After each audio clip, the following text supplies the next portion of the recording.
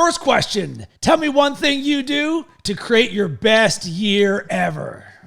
Become available for all the abundance out there waiting. And make no mistake about it, there's enough for everybody to win and win big. The key is to block out that interference and stay available for it. Stay available.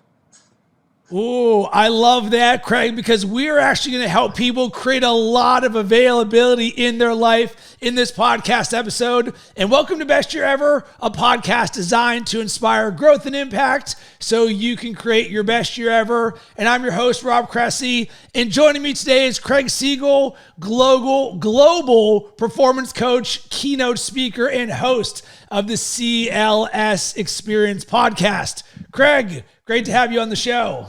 Thank you so much for having me, brother. First of all, your energy is off the chart. So that's what it feels like to be on the receiving end of an unbelievable intro. Thank you for having me. I'm excited. Let's rock. And Craig, I've got to shoot that right back to you because you've got amazing energy, my friend. I see it radiating all the time on social media. And here's what I want to start with you. You and I have a lot of similarities, but there's one of them that I think is so important, and it is the life that each of us used to live. And you'd previously worked on Wall Street, but then the pandemic hits and you had an awakening. And I want to dive a little bit into that because a lot of people right now are questioning, what do I want to do with my life? Who do I want to become? What does the best version of me look like? Is it where I'm working right now? Or is there something else out there in the world that is calling me? What did that look like for you when you were in that moment between the comfortable, well-paying job and the other life that you saw for yourself? First of all, you mentioned comfortable, right? I was really uncomfortable in the standpoint that it didn't feel good, right? And I'm very big on energy, intuition, and it started to just feel like out of alignment, for lack of better words. And ultimately, I had always felt called, and I'm writing a book right now. We signed a huge deal with Wiley, which I'm really excited about. And just exploring some of my upbringing and some of the stuff that led us to this moment has really been eye-opening. So I'm excited to talk about it with you today. I just felt like I was underachieving, and I began to hear whispers. And I felt as though we were here for a much bigger mission and reason. And spoiler alert, everybody is. Anybody listening to this podcast right now, you all have gifts. Make no mistake about it. And it's not a choice. It's your obligation to fulfill your assignment. Make an impact, right? Contribute, which will ultimately lead to a ton of money in return. It's just an energetic exchange. So I felt like I was underachieving. I was like this Energizer Bunny in the wrong arena, so to speak. And that's why I started running marathons, and that was great. But I wasn't looking to become a professional runner. I was just looking for something to test myself. Pandemic lockdown, as you attested to. I took a moment, and we opened the show with, how did somebody create their best life? I became available. For what? For those creative divine downloads, to be on that higher frequency, high vibe, to be the best version of myself, to attract the right ideas and so forth. And it came to me. I had a spiritual moment. I believe everybody had a bit of awakening in the beginning of the lockdown. And it's interesting to see now that we're a little bit over 2 years after, like who took advantage of the opportunity to maybe reassess and who did not. But it is what it is. It's never too late. Ultimately, I asked myself what my passions are, and I've been obsessed with personal development for a very long time. And it occurred to me in that moment that maybe personal development is more than a passion. Maybe it's also my purpose. And then I said, all right, what am I good at? What are my gifts? Because everybody's got them. And then it came to me. I have an effective ability to communicate quite well. I can move people. I can elevate them. I could turn caterpillars into butterflies, so to speak. I've always been exceptional at that, humbly. And so I said, okay, now we're onto something. What if we marry those two concepts, right? And now we attack personal development, extend our reach, make an impact, but not just speaking. Maybe we create a 10-lane highway, right? Coaching, speaking, community, podcast, book, all that stuff. Maybe it looks a little bit something like Tony Robbins. And just to be clear, I didn't want to be the next Tony Robbins. I'm the first Craig Siegel. But you can't hit a target that you can't see. It all started to come to me. I remember the next day in a run, I bought the domain for my website, Cultivate Lasting Symphony, or CLS, or playing my initials. I started working on a logo, and people think those are small things. I was jazzed. I had momentum now. I've given life to this idea. It had a pulse, it had energy, and I was off to the races. At some point, sooner than later, I sold my business on Wall Street and I stepped all the way in, or as we like to say, burn the ships. And it's been the ride of a lifetime the last 2 years, and we're just getting warmed up, brother. Absolutely love that, Craig. It resonates so much with me because in my journey 12 years ago, I sat there and I said to myself, I would regret it for the rest of my life if I didn't give it a shot at making my dreams happen. And for me, the bigger risk was not taking the risk at all because I didn't want to look back at my life and say, if I had only ... But you said one thing that I want to sort of dive a little bit deeper on. When we or others are questioning what we want to do, or we've got this awakening that's happening. But what I wrote down is creating space. And I think a lot of people, one of the things that they are missing when it comes to the self-awareness is creating the space in their mind to give them the availability to even create these insights. Because with both you and I being masters of language, we hear a lot of, I don't have enough time, I'll get to it later, I'll get to it someday, when things slow down, whatever it is. And there's always, oftentimes, a lack or a not enoughness. But in this instance, it's actually the removal of all of the things going on in our heads over and over and over again, aka the hamster wheel of life, where people can never get off of it because they don't create this space in themselves that say, you know what? What if I just give myself a day, an hour, just something to sit and reflect and do this internal work and say, hey, what is it that I would really love in my life? Yeah, you nailed it, brother. You don't find time, you create time. Simple, right? Period. End of story.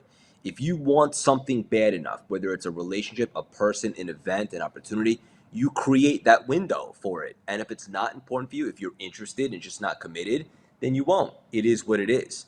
But make no mistake about it. That's why I said you have to become available for the abundance, for the downloads, for the ideas, for the strategies to get stuff going. And how do you become available? You intentionally create space, as you just attested to. And I love that you did that, because that kind of brings both of our concepts right together into complete and utter alignment and synergy. You have to create intentionally some space to become available, because it doesn't matter if you have the best strategies in the world. It's funny because all my newer one-on-one clients, when they start up with me, they're like, I want to do what you're doing, Craig. Like, how do you explode a brand like that from nothing in less than 2 years? And I'm like, we'll get to all strategies and tactics, but are you available right now? And they sometimes they're like, I don't know what you mean, really.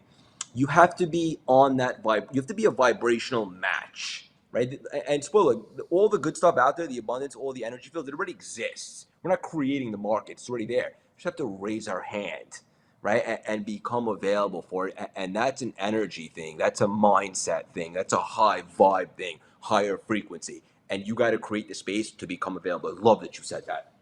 And let's just dive deeper into this, because this is one of the things that I want to talk to you about. And one of my superpowers is energy, in my ability to create it in myself and then give it to others.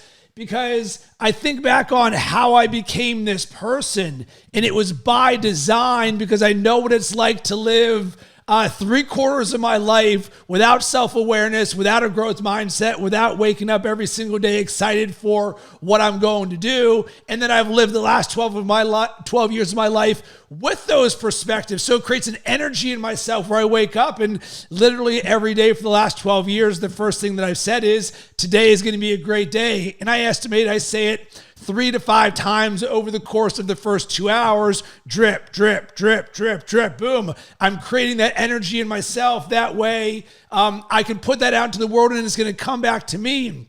And Craig, you talked about frequency and energy, and it doesn't mean you need to be a high energy person like you or I. There's a large variety of ways that you can create energy, but it is a way of being inside of yourself. It's an internal thing in your heart and in your mind. So can you dive a little bit more into the frequency side of things? Because once people get in tune to this is actually the secret sauce that changes your life.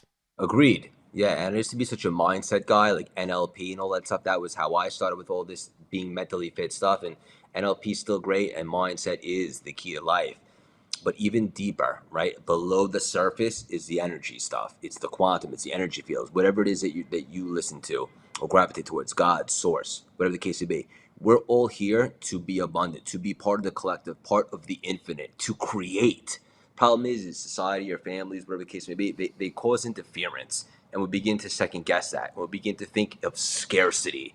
It's never enough. I'm not worthy. I can't do this. I see those people doing that. That'll never be me.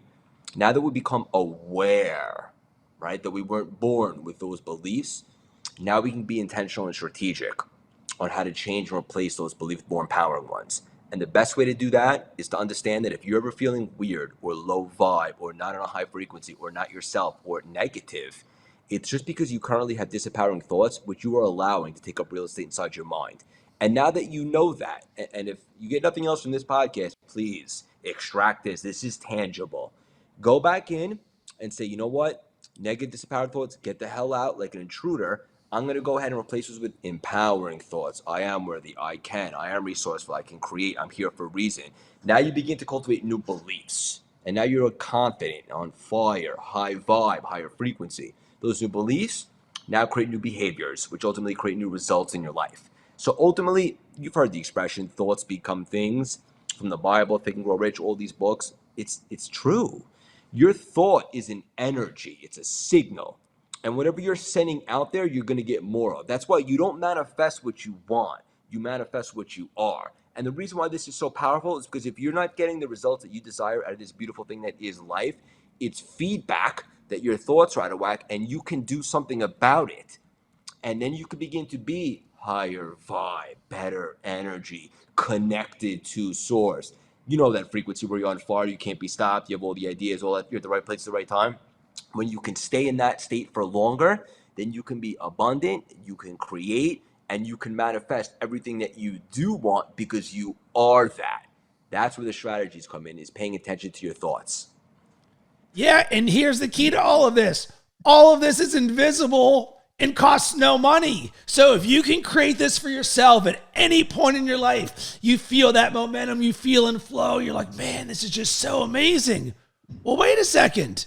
You can have that whenever you want, and that can become the evidence for you to create that whenever you want. So once you understand these things, you say, all right, well, I can create momentum, I can create flow, I can create whatever it is that I want in my life by being that person and showing up a certain way.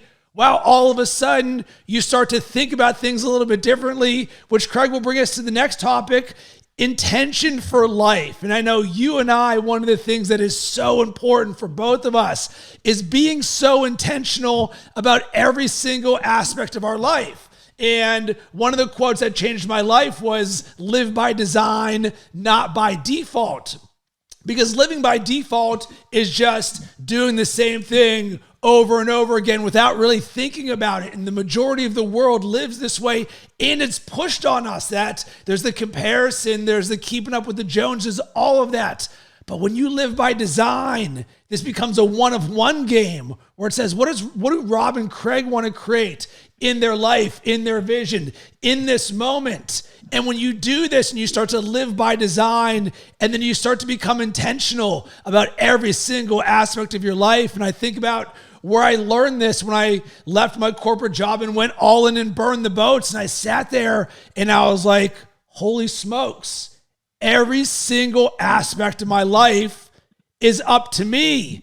And then it went from holy smokes to whoa, every aspect is up to me. And it clicked almost instantly where I was like, oh, if I want to create the dream life for myself, then it's up to me to fill in every single little micro bucket of my life in being intentional in not only all areas of my life, but every single moment of my life. Because why would I not if I'm living by design infinitely?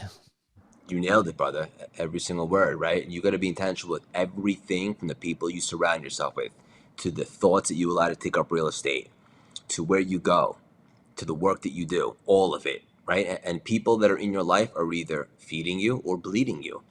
And it's time to make some tough decisions and have some tough conversations. If you're around people, right, that are not elevating you, there's a good chance they're actually lowering your vibe, right? And they can actually destroy your momentum. And don't feel weak. because you allow people to bring down your state. We're all human beings. We all deal with mental health, all that stuff, which is why, because our time here is so precious and so short regarding this human experience, you want to make sure you surround yourself with people that are obviously better or further along because you can grow, but more importantly, positive. Your cheerleaders clapping for you, got your back, good vibes. And anybody out there that's toxic or that brings down your state, it's time to do an audit and reevaluate and be intentional with everything that you do, your thoughts, what you do, the choices that you make, but specifically the people that you hold yourself to high standard or the people that are in your inner circle.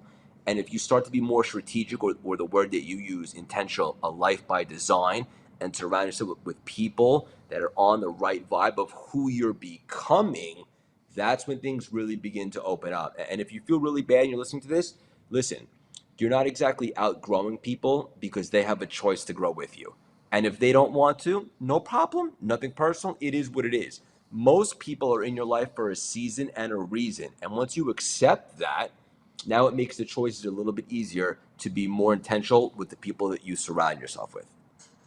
Yeah, and Craig, the yes and what you said, I think two things that changed my life along this perspective was, number one, when I hired my first coach ever, which was actually a branding coach, and number two, when I joined my first communities ever, when I realized, wait a second, I want to be surrounded by the best in the world, the people who are doing things even at a level greater than what I am doing, because that's how we're all going to grow. And the reason this is so important is because for the longest time, we may have self-limiting beliefs or a scarcity mindset around paying money to work with coaches or to be part of communities, being like, oh, you'll hear so many dissenters online talking about how things aren't what they seem. But Craig, you and I both being community builders and coaches and leaders, we know on the receiving end, just of the things that you and I receive on, these are the game changers that I look right now in my life. Some of my best friends are the people from these communities. The levels of growth that I've achieved and I'm going to achieve is because of the coaches that I continually work with to help me level up to get to the next area. So if you're sitting there and you've never done it before, I encourage you to hear what both Craig and I are saying. Find a coach, find a community, find a tribe for you that speaks your language and your vibe. Because when you do, it'll be a cocoon of warmth. And I think about all of the communities that I'm a part of, and I legitimately love them. Community and coaching to me equals love. Yeah, it's so important. I love that you brought this up because it is your tribe, right? And it becomes your family. And guess what? The conversations that you and I are having right now, these are my dinner conversations, about. This is all I want to be talking about these days is growth, personal development, building CLS, collaborations, helping people, extending the reach. I love this stuff, and it's like, as you continue to grow and become enlightened or unplugged from the matrix, I like to say, you have to then challenge yourself to do that audit. Say, who am I around right now? Who can help me? Who's my cup of tea these days? Who is more on the frequency of the person that I am, and more importantly, that I'm becoming? And then you surround yourself with them, and it's the cheat code to accelerate your growth. It's why I started the CLS membership, and it's why I think community is everything this day and age.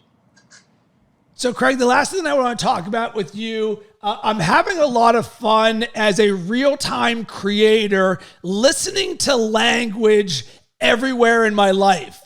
And most recently, while watching football, I noticed things that commentators say. It's usually just one phrase that all of a sudden I think about, how can this apply to my life and the growth that we're going to create? So I want to have some fun with you and talk about a phrase that I heard that I believe can help some next level growth. And the phrase is execute beyond emotion. So I'm watching Ohio State, Michigan this weekend, and Michigan takes the lead over Ohio State, and the crowd is just quiet. The sideline of Ohio State, quiet. Michigan is going nuts. And the announcer says, head coach Ryan Day before the game said, you know what's going to be important for us? Execute beyond emotion, because he knows a game like this is going to be up and down. And at that moment, Ohio State was in a down.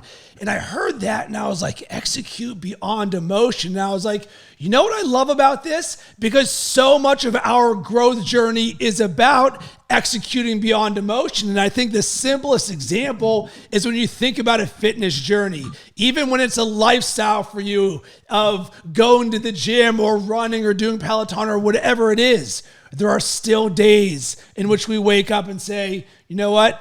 I just don't feel like going to the gym today, Craig. Or another thing, waking up early, boom, you wake up at 5 a.m. for years at a time. Guess what? It never gets easier.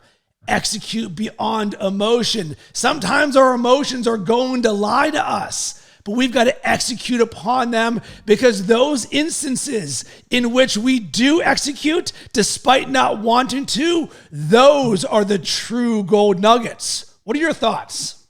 Reminds me of standard over feeling, something I always preach and I'm big on. Standard over feeling means when your alarm goes off tomorrow morning at 4:30 a.m., there's no negotiation, because you already made that decision the night before when you held yourself to a higher standard. There's no emotion, there's nothing to think about. It's a non-negotiable. So standard over feeling, right? Sometimes the amateurs, they succumb to their feelings and they don't move forward.